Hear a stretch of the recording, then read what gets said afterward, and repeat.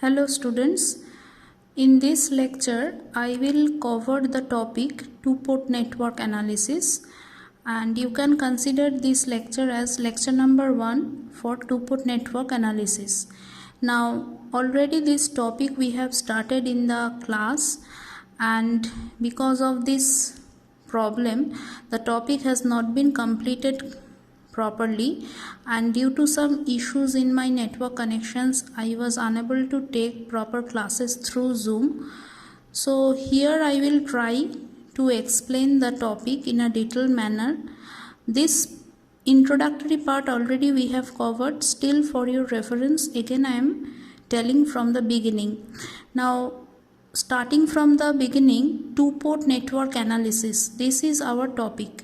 So we have to understand why we have to do this two-port network analysis, what is a two-port network itself, and how the network analysis is made. Now before actually coming to the definition of two-port network, we just have to understand the introductory part. So listen the thing that I am saying carefully. The two-port network model is used in mathematical circuit analysis techniques to isolate portions of larger circuits. This allows the response of the network to signals applied to ports to be calculated easily without solving for all the internal voltages and currents in the network. That means if, for example, we have to analyze some circuit which is very big and complex in manner, and if we can represent that network in terms of two-port network, then only the solution of the port variables are sufficient to find a particular parameter. Not all the internal voltages and currents we have to solve. So it is actually a mathematical circuit analysis technique. Now a two-port network is an electrical network with two pair of terminals to connect to external circuits. Two terminals constitute a port. That means two-port network. From this name it is very clear that obviously there should be two number of ports present. And how we define a port? A port is a pair of terminals present in a network. So that means in any two-port network model there should be four terminals present, for which we can define one pair of terminals as one port. So total two port we can define. Now the two terminals constitute a port if the currents applied to them satisfy the essential requirement known as the port condition. Now electric current entering one terminal must equal the current emerging from the other terminal on the same port. So this is one condition that should satisfy. That means electrical current entering one terminal must equal the current emerging from the other terminal on the same port. This is the condition. The ports constitute interfaces. That means these ports are actually working as interface points where the network connects to other networks. These points actually are used to connect this network to be connected to some other system or networks. The points where signals are applied or output are taken. So in this way we can define the port. Now in a two-port network, often port 1 is considered the input port and port 2 is considered the output port. A two-port network can also be regarded as a black box with its properties specified by a matrix of numbers. So this thing actually we have covered in the actual class. We have specified some matrix and we have defined some parameters. This actually allows the response of the network to signals applied to ports to be calculated easily without solving for all internal voltages and currents in the network. It also allows similar circuits or devices to be compared easily. Now for example, transistors are often regarded as two ports characterized by their H parameters, which are listed by the manufacturer. Any linear circuit with 4 terminals can be regarded as a two-port network, provided that it does not contain an independent source and satisfies the port conditions. Examples of circuits analyzed as two ports are filters, matching networks, transmission lines, transformers, and small signal models for transistors. In two-port mathematical models, the network is described by a 2 by 2 square matrix of complex numbers. Common models includes Z parameter model, Y parameter model, H parameter model, and ABCD parameter models. There are some more models possible, but these 4 models are there in your course, so we will study in detail these parameters. These are all limited to linear networks, since an underlying assumptions of their derivation is that any given circuit condition is a linear superposition of various short circuit and open circuit conditions. They are usually expressed in matrix notation, and the variables related in these equations are V1, I1 and V2 and I2. So these V1 and I1 are regarded as input port variables. Similarly, V2 and I2 are considered to be the output port variables. Now here you can see I am just writing here that what are the general properties of a two-port network. The first property is the reciprocal property or reciprocity, and second one is the symmetry.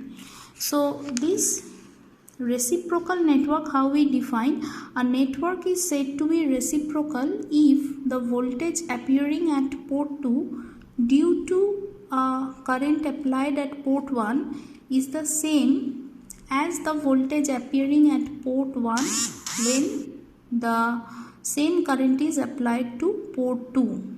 Actually, this reciprocity property says about that the interchange or exchange of voltage and current results in an equivalent definition of response. That means even if we change the sides of the excitation and response, then there is no change in the actual output from the circuit. So that is the reciprocity or reciprocal network. We will discuss in detail the condition of reciprocity for different parameters. And another one is the symmetrical network. A network is symmetrical if its input impedance is equal to its output impedance. So input impedance we have to define, output impedance also we have to define, and we have to check whether these two impedance will come same or not. If that will come same, then we can say that the circuit is symmetrical, or if it is not equal, then we can say that it is not a symmetrical network. Now we come to this part. Here the figure shows the basic symbolic representation of a two-port network. So two-port network, already we have said that should contain one pair of ports at both sides. So total 2 pair of terminals present, and input port and output port we can define in this way. So this is the basic definition of port. Now we have to see how we represent different network configuration. So here different network configurations, lots of configurations are possible, out of which we will discuss about the required and basic configuration. So first one we see, this is the T section. So T section means the configuration of the circuit is such that the total configuration looks like the T letter.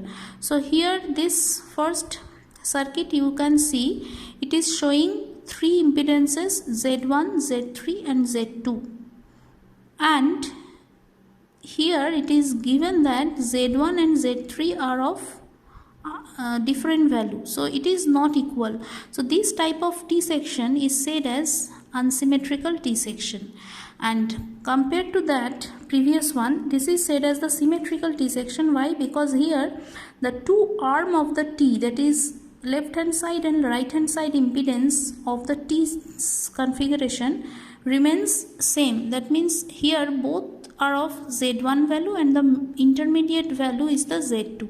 So this kind of configuration of the network is said as T configuration. One is the unsymmetrical, another one is the symmetrical T section.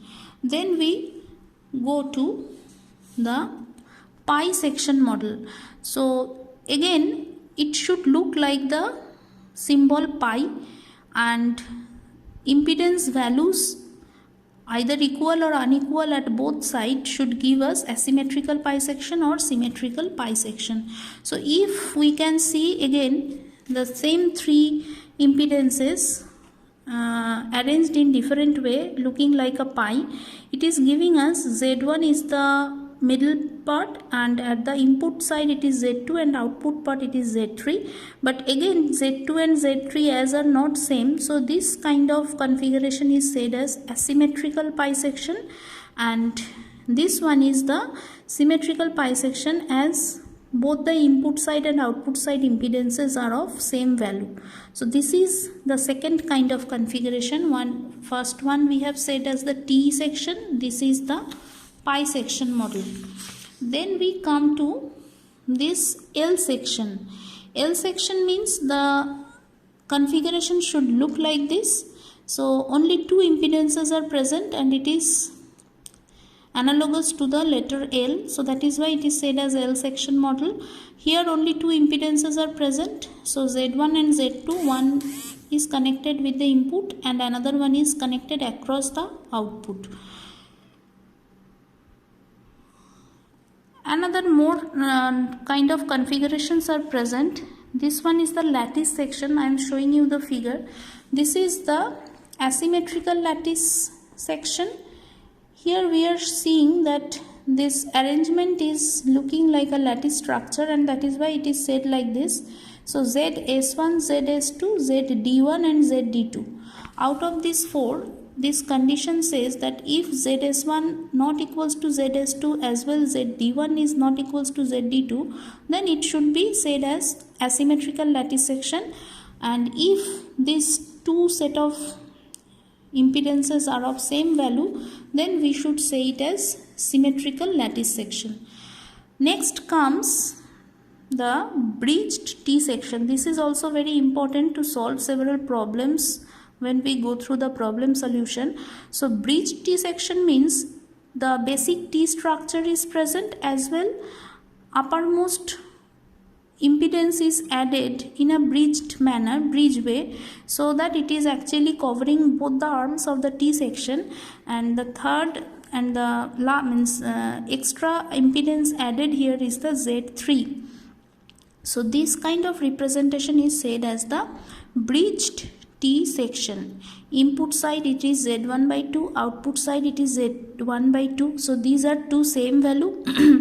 The middle arm of the T section is Z2 and Z3 is actually bridging the two sides of the T section. So that is why the overall section is looking like this, and it is said as bridged T section. So these are the basic configurations of the networks from which we may solve several problems and we can form the network, two-port network parameters.